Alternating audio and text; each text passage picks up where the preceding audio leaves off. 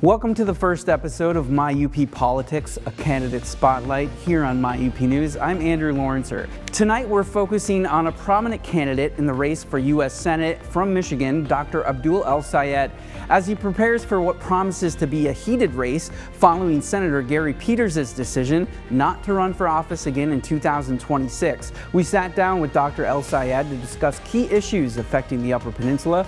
We started our interview by asking Dr. El-Sayed about housing in the Upper Peninsula, with the Michigan State Housing Development Authority, or MSHDA, reporting a record-breaking state assistance. We wanted to know his thoughts on the federal government's role in addressing this critical issue. Yeah, I got to tell you, as a somewhat young person talking to people that are younger than me, I know that housing affordability is one of the biggest sources of anxiety that people are worried about, that really challenges them. A lot of young folks growing up don't know that they'll ever be able to own a home. And when I hear you talking, I hear an issue that is, yes, local, but is also local and replicates itself nationally. And when that happens, there is always a role for the federal government. Now, look, we haven't traditionally thought of the federal government as having a role in this, but when you have a local problem that manifests itself locally but happens everywhere, I think there's now a responsibility for the federal government to step up. And there's a couple of different places here that I think are really important to consider.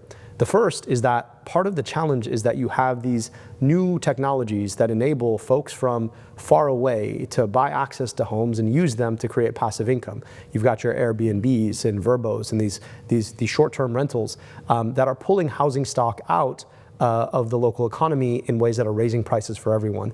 I think standing up to the power of these large corporations and offering a level of regulation, considering the impact that it has in communities like the UP or even cities like Detroit, I think is really important. The second, though, is we're not building enough homes. And part of that is about money, and part of that is about zoning and regulation.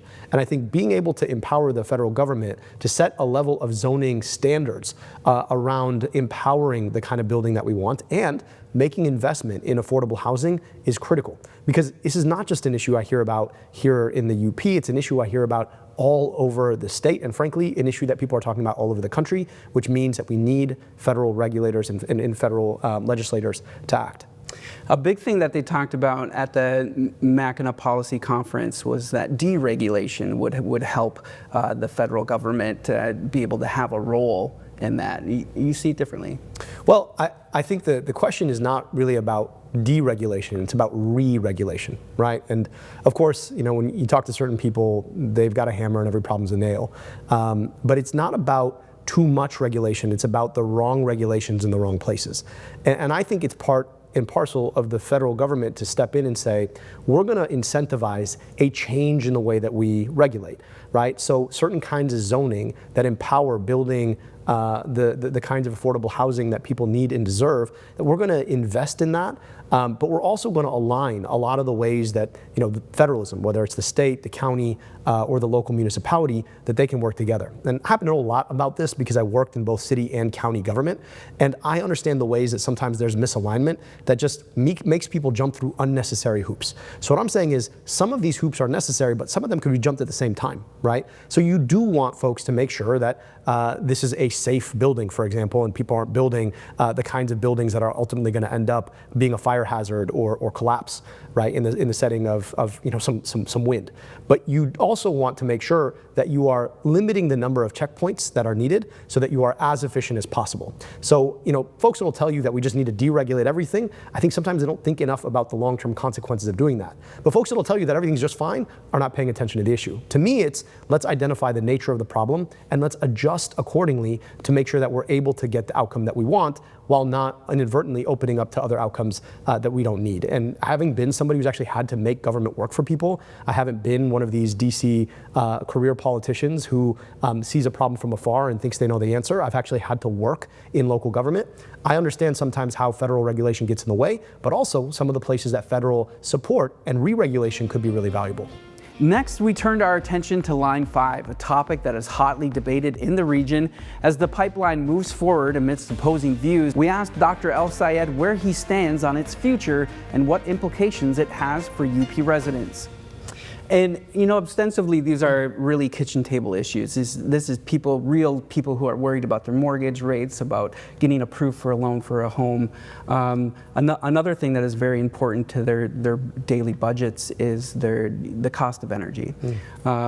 When we look at some of these maybe esoteric issues like Line 5, they're really concerned about the bottom line of their family daily budget.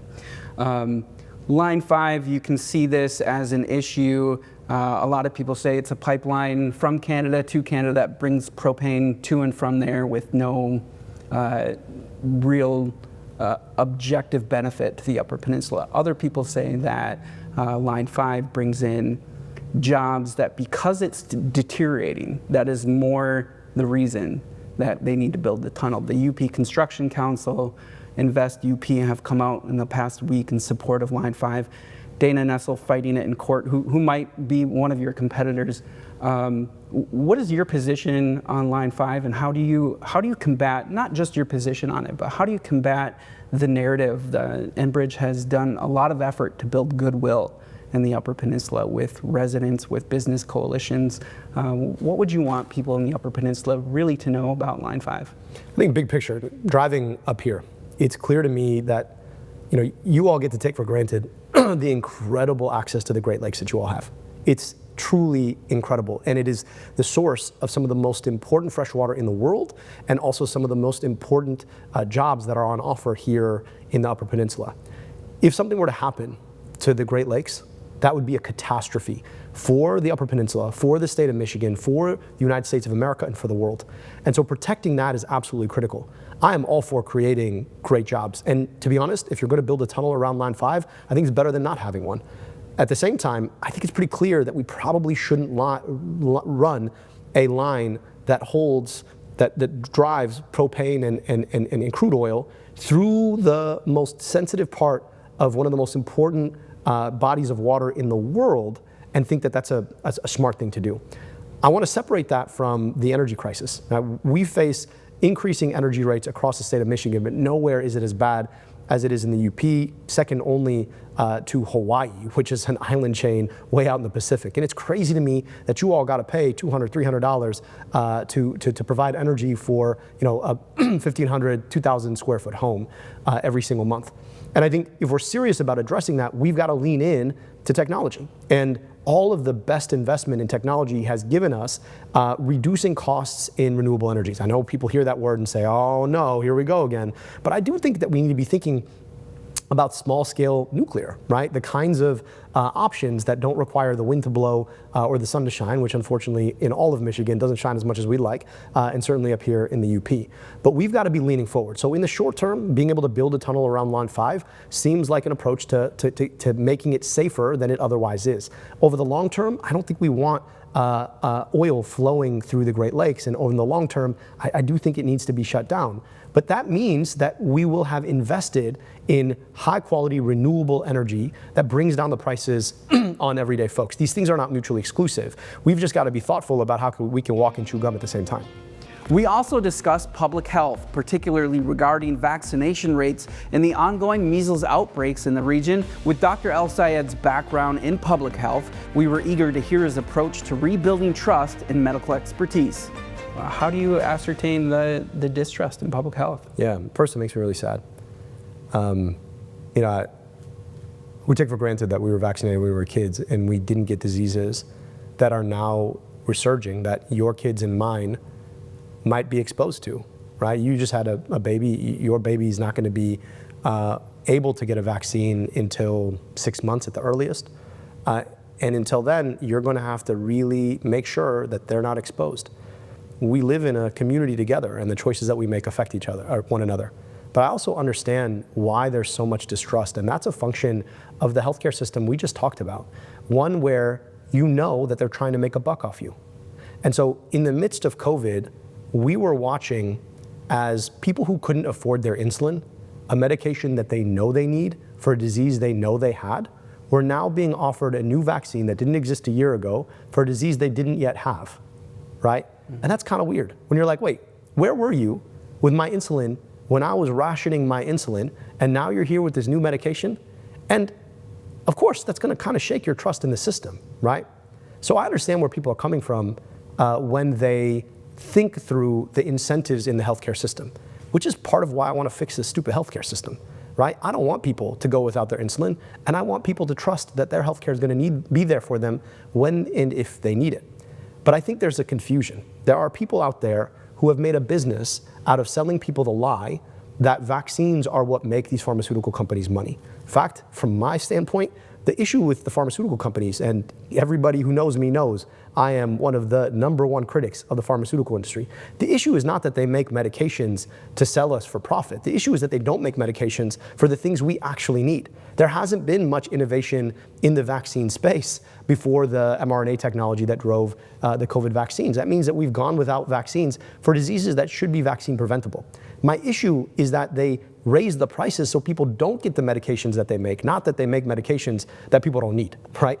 And if you don't believe that vaccines work, ask your parents about what it was like, or your grandparents about what it's like to live in a world where their neighbors or their friends at school got polio and lost the use of their limbs from a disease that was vaccine preventable. I remember interviewing my grandparents for my podcast, America Dissected, about their experience lining up for the first polio vaccine.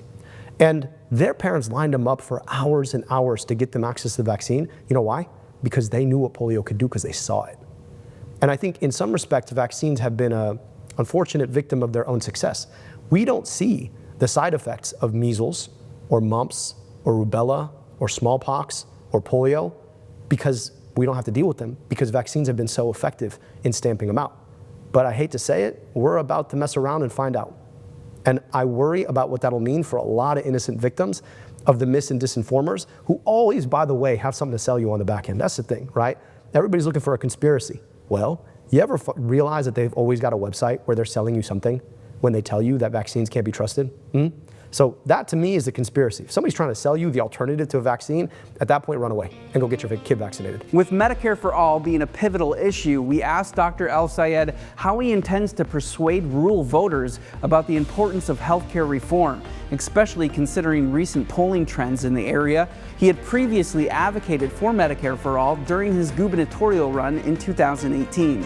So let me just step back for a second and recognize that it is a crazy thing that folks have to drive 250 miles. If you have a heart attack, that's basically a death sentence. And the way that the proponents of quote unquote more privatization have moved is that they want to now gut Medicaid. A disproportionate number of children here in the UP get their health care on Medicaid. And it's not just direct health care. It's services provided through schools. It's 80% of the mental health infrastructure. It is a critical lifeline for folks across our state, in particular in rural communities like this. If they go on and gut Medicaid, it might mean the end of some of the few hospitals that you even have here that are open. To me, I believe that everybody should be guaranteed access to the health care they need and deserve from the moment they're born to the moment that they breathe their last breath, and hopefully after a long, healthy, productive life, right? And that's because they got the health care that they needed when they needed it. Didn't matter if they turned 26, didn't matter if they got married, didn't matter if they got divorced, didn't matter if they got a job or lost a job or turned 65, that would be there for them. That to me seems like an obvious thing that we should be able to do in the richest, most powerful country in the world. And the reason we can't do it isn't because you have private health care, it's because you have private health insurance. And I'll be clear about that, right? Under Medicare for All or guaranteed health care or whatever you want to call it, the idea is that health care stays private, right? So the hospital you go to is still a private hospital, right? Or a nonprofit hospital. But everybody has equal access to that hospital because they don't have to worry about what kind of health care that they have. And there's no gatekeeping around being in network or out of network. You get to pick your doctor and go to that doctor. But what's most important for communities like this one is because everybody in that system would be an equal healthcare consumer, that they would be able to go to the hospital they're choosing and they would be able to direct their funding into those hospitals. One of the challenges we have with our current system is reimbursements on programs like Medicaid are just too small. And so a lot of these hospitals get choked out for services because you have such a high proportion of people on Medicaid in the first place. Gutting Medicaid isn't the solution. Empowering people to have the health care they need and deserve just as a function of being here in the richest, most powerful country in the world, that is the solution. Now, I think part of that is, you're right, like people don't quite understand what you mean when you say Medicare for all, et cetera. My point is this, that you should have guaranteed health care, that it shouldn't be able to gatekeep you. You shouldn't have to worry about getting your paycheck garnished every 2 weeks or 4 weeks by a private healthcare company, only to have to pay a deductible, which on average is $4,000 for a family of 4. The average family in the UP here earning under $80,000 a year, which means that they'd have to lose their paycheck for a month just to be able to get the healthcare they thought they already paid for. You wouldn't have a situation where you have huge medical debt like we have in this country, $225 billion of medical debt. Just to put that in perspective, that's more than the GDP of half of the states in this country. That's the system we have right now. And you should ask yourself, is it working for you? Is it actually working? Do you feel secure in your healthcare access? Do you believe that the hospital that's there for you right now will be there for you tomorrow? Do you worry about having to wait a month, 2 months, 3 months to go see a doctor that you need to see today? Are you certain that you're not going to go into bankruptcy or at least into debt because you decided to go see a doctor when you or your loved one got sick? If it's working fine for you, great, but it's not working fine for the largest proportion of people in this country. We can and should and must do better. And as a physician who worked in health departments, who literally wrote the book on Medicare for All, I'm running in large part because I think it's a fundamental injustice that if you live in a place like this or you live in a place like Detroit, that you don't get the health care that you need and deserve, that despite it, you're told that you have the best possible health care in the world, and we're just watching it get worse because there's greed on every side of it. And to me, I didn't get into healthcare because I wanted to make money for a large corporation. I got into healthcare because I wanted to take care of people. I think everybody in this conversation deserves to know that the people who are fighting for them are fighting for that access. And with me, that's always what you're going to get. The state of the Democratic Party was next on our agenda. With the party facing challenges in the Upper Peninsula, we explored how Dr. El-Sayed plans to engage a key demographic who feels that they may have been disconnected from the party. The party struggled to engage young white men in the last election, and Dr. El-Sayed stated that he believes redefining manhood is a societal problem and that the solution requires a long-term approach. I think the party has a challenge with young men, period. Whether they're young white men, young brown men, young black men, you're seeing it across the board, and the demographics demonstrated just a complete exodus of young men from the party. And I think it's in part because we've struggled to have a coherent conversation about masculinity, right? And every time you hear the word masculinity spoken out of some mouths, there's always an adjective that comes before it that people don't want to hear about themselves. Now look, I was one of those kids who was labeled a bad kid when I was a kid, right? I remember teachers saying, oh, well, he can't keep quiet, he always blurts out, he's always getting in this trouble or that trouble. And I remember what the experience of being written off was like, right? And I worry that that Democrats and their allies are just writing off a whole group of people, and I've been a victim of that in my life, and I don't think we should be doing that. And I think the thing that we need to be able to do is to be able to find an alternative to the stuff that you hear from the Jordan Petersons and the Andrew Tates of the world, that the reason that men are struggling is because women are succeeding. And I say this as a father of 2 daughters. I don't ever want my daughter's success to be written off by somebody as the reason they're failing. I think all of us can have nice things and all of us can thrive together. I also think, though, we need to have an honest conversation about the way that our corporatized politics is preying on young men. Be honest about it, right? I got a good friend of mine, he struggles with problem gambling. He can't watch sports anymore. Like that, our whole basis of our whole relationship was watching sports together. He just can't watch anymore because he's lost his 401k. He's put his family's income at risk, and he's like, I can't watch it because it's always in front of me. You got to ask yourself, like, why is it when we know that that industry literally exploits people with problem gambling that we just allow them to put that in people's faces, knowing that they're making a ton of their money on people who cannot control themselves? Similarly, if you go on social media at all and you're a young man, you're being pornified in some way or another, right? And that's not to say that I think it should be illegal or we should go after it. No, I'm just saying that, like, if you're a 13 or 14-year-old boy, right, you're being fed stuff that is actually illegal for you to consume and illegal for them to put in your face, right? But you're seeing it over and over and over again, right? So I think we need to have a conversation about the ways that men's dopamine circuits are being exploited in ways that are sapping them of the ability to, like, show up in the way that they want to show up in their lives. Part of that is a conversation with young men. Yo, get up, get out of bed, right? Stop looking at that stuff. You need to go to the gym, you need to go to class, you need to go to work. Great. But part of that is also saying, hey, there is a broader system here that is taking advantage of you. And we got to step up as a society and take that on. And the final point I'll say is, like, I come at this honestly. I played sports my whole life growing up, right? You still find me in the gym when I'm not out here talking to folks like you. And I do think that I understand what it's like to be a young man.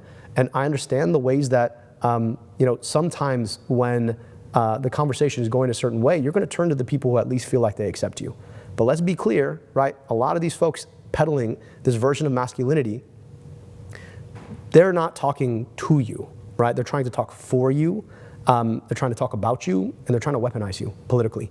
And I think we've got to show up and be agents in our lives again. And that means a vision of masculinity that's not about punching down, right, or hurting people that are weaker than you. It's about protecting, it's about empowering, it's about promoting. And that's the kind of masculinity I grew up with. And I think we need to come back to that conversation. So we're having those conversations openly on our campaign. And I do think that folks want an alternative to the kind of hate that's being pushed right now. It doesn't feel good to hate people, right? Nobody wants that. And so it's kind of like we're looking at maybe the broader problem of what is causing the democratic disengagement of young men, right? So you're saying if we address that, it seems like a very long-term goal, the short-term goal to engage Democratic voters? Well, look, I mean, I think as they say, the journey of 1,000 miles starts with a single step. I think there's been a lot of damage done, and I think you need to be able to re-engage it. But I also know that in this campaign, we want to start that conversation, and I think people know whether or not you like them. They do, you know what I mean? And I didn't get into this because I'm enamored by moving to DC. God, no. I'd like to be with my family. I didn't get into this because I wanted a title. The only the title I ever wanted was doctor, and I've been able to serve that out, thankfully. I got into it because I think there are a lot of people in a lot of pain, and I want to be able to engage folks because I like them. I want them to feel healthy and empowered in their lives. And when you've got a group of people who feel disempowered, whether they're young women or they're young men or they're seniors or they're folks who feel like they're being taken advantage of at work, that you have to have a conversation with them that shows that you actually have their interests at heart. And I think this is a step in that direction with young men. Now, look, I don't know where folks are going to go in this race, but I want them to know that as we reach out, we're doing so because we truly and deeply want to be able to reflect the needs that they have in their lives and the kind of opportunities that they want and the kind of public policy that our government offers. They look at Trump, right? That's a guy who's weaponized the worst type of masculinity against them, right? You look at these Medicaid cuts, you know who he wants to go after? Young men. Work requirements are entirely about who? Young men, right? So if you think that's serving you, okay, go ahead. But I don't think that's serving you. I think that's playing you. And I think most of us understand when we're getting played. As one of the more nationally recognized candidates endorsed by Senator Bernie Sanders and several progressive organizations, Dr. El-Sayed has never held elected public office. We asked him how building coalitions in a campaign could translate to real-life governance. Nationally speaking, you're probably one of the most notable figures running for Senate right now. I don't know how that plays for you in Michigan, if it's good or if it's bad. Notable endorsement from Bernie Sanders. I don't know if you have it yet, but in your previous gubernatorial campaign, Alexandria Ocasio-Cortez, not yet. But Alyssa Slotkin, Senator Slotkin, explicitly said earlier this year that she can't govern like AOC. She views Michigan as more of a purple state. And I think there's a distinct difference between building coalitions. You've had a lot of progressive movements behind your previous campaign. And this year will probably be no different. There's a difference between building coalitions in a campaign and governing. When you're in the Senate, you'll be facing 49 other senators who might not see things the way you do. Having never held elected public office, are you prepared to govern? So I will say this, I've worked in government, right? And it's interesting with a lot of career politicians is that their concept of governing is talking to a lot of other legislators and trying to figure out in abstract senses what they can come up with together. Now, I'm somebody who's running for that job, and I understand and find it a critical and important job. I am somebody, though, who's operated government, right? Who has literally been responsible for delivering at the city and county level. In that work, I was in a position to erase $700 million of medical debt in the county with the 8th highest medical debt in the entire country, and we got that done. I was in a position to put Narcan, life-saving anti-opioid overdose medication, in 100 different locations. We got that done. I was in a position to put glasses on kids' faces. We got that done. So I have governed, right, in ways that I think are critical in the Senate right now. And I think the frustration that most people have with Congress, right, and their elected officials is like, so what do you all do over there, right? I'm somebody who in every role I've ever had in government, I've been able to answer, this is what we did, right, and this is why it mattered. And I intend to take that same perspective to the Senate. The other point I'll make is this. I don't think the divide in our politics is like left, right. At this point, I don't even know what people mean when they say the word progressive anymore, because it's one of those words that means different things to the people saying it versus the people that are hearing it. I'm for working people. And I'm somebody who doesn't take corporate PAC money for a reason, because I think it's essentially corrupting. I think too often Democrats don't have a coherent message because they're too busy trying to triangulate something between what their donors want and what the voters want, and then they end up saying nothing at all, but they say it with a lot of enthusiasm because that's what the consultant said. Like, I'm not that guy, right?